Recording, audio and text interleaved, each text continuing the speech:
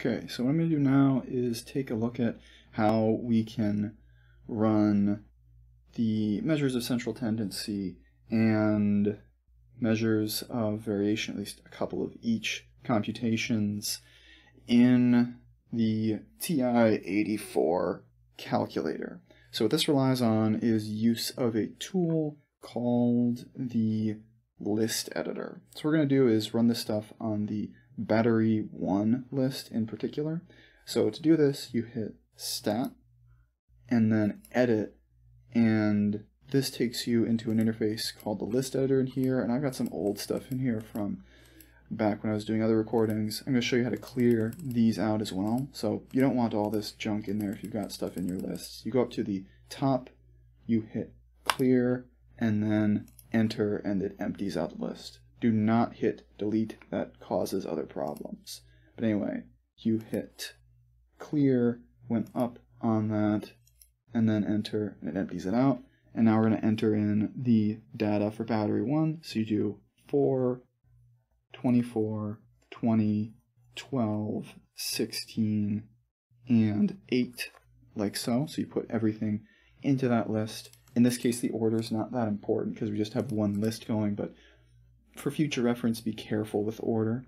Then, once you have all of the data into the list, what you do is you're going to hit stat again, and you're going to go to the calculations tab. So you're going to hit right and hit one variable stats, and you calculate. And when you get out of your calculations, is this mean value here, x bar is 14.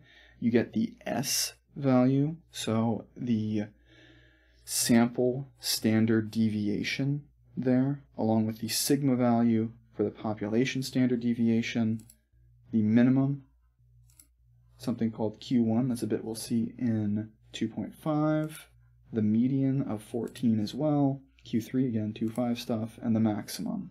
And now we don't get variance directly from this, but you know that you can square these values to get the variance numbers that you need, or you can do a little bit more to build stuff in there to make sure it works properly, but for that, it's not that important. Usually we focus just on the standard deviations.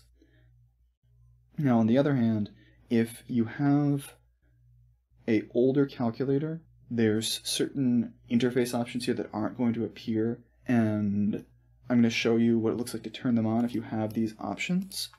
So what you would do is hit mode, and then go to this part here where it says stat wizards.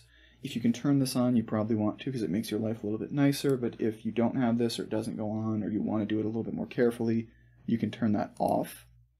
And with that off, if you go to your calculations, when you hit one variable stats, it does this. So you need to specify what your list is. You hit second 1 for L1, and that gives you your values like so.